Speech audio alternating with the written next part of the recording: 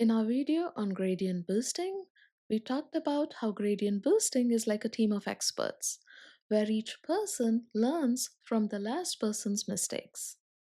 But if you go to a data science competition today, you'll see two specific team captains fighting for the top spot, XGBoost and CatBoost.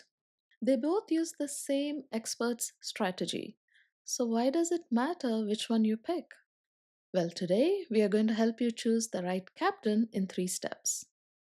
The first step is understanding the speed and precision of XGBoost. The second is seeing how CatBoost handles the messy real world, which is different from XGBoost. And the third is comparing how these two models actually build their trees.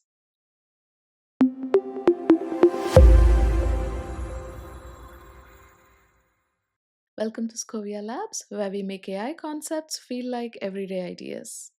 First, let's talk about the fan favorite, XGBoost. Think of XGBoost as a high performance engine where it's incredibly fast, it's been around the block, and it's famous for winning more Kaggle competitions than almost any other algorithm. But here's the thing, engines need clean fuel. XGBoost prefers to have numbers. If your data has categories like names or car models or gender, etc., XGBoost usually needs you to do the pre work of turning those words into numbers first. It's a bit of a perfectionist.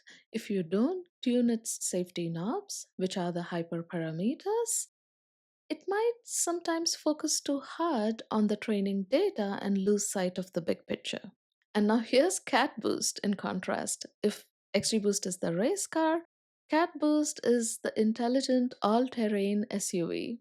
The cat in CatBoost stands for categorical, and it solves a problem that usually haunts data scientists: target leakage. Normally, if you want to turn a word like San Francisco into a number, you might use the average house price for every San Francisco row in your data. But there's a catch.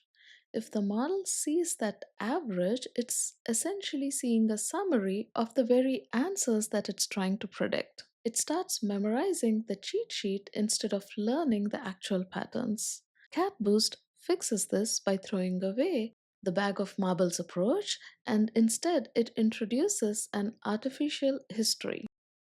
Even though your data points are independent, CatBoost randomly shuffles them and puts them on an imaginary line. If you have house 10 in a line, to turn San Francisco into a number for house 10, CatBoost only looks at San Francisco houses that came before it in line. It completely ignores house number 10 itself and everything after it. By doing this, the model can't cheat because it never sees the answer for the current house at all when it's using math to describe that house. It treats the data as if it was a stream of information that's appearing over time.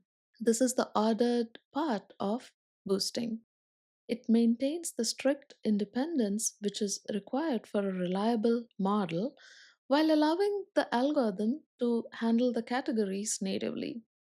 So you have all the power of using the answer to describe your category without the risk of the model overfitting or memorizing the data. Finally, we have to look at how these algorithms develop their structure. So CatBoost uses symmetric trees, while XGBoost builds asymmetric trees where branches can grow wildly and unevenly like a windswept oak.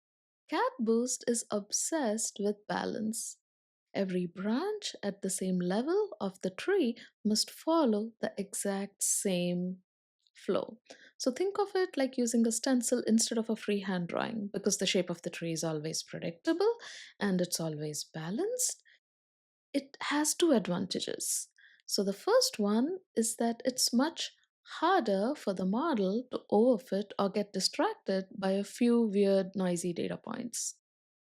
The second is that when it comes time to make a prediction, the computer doesn't have to navigate a complex maze. It just follows the stencil. This makes CatBoost incredibly efficient for real time apps where every millisecond counts. In short, CatBoost does the heavy lifting for you, handling the mess while staying remarkably stable. So, how do you choose? Pick XGBoost if you have mostly numerical data, and if you love fine tuning all the settings and you want a battle tested classic with a massive community, that's the right choice for you.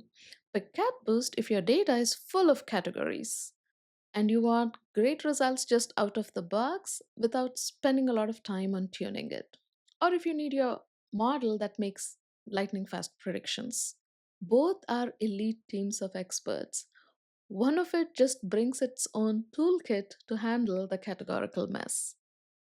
If you want to see these two go head to head in Python, we have linked a notebook in the description comparing their performance on a real world dataset. Thanks for joining us on SchoviaLabs. Hit that subscribe button for more eye opening insights. And as always, stay curious.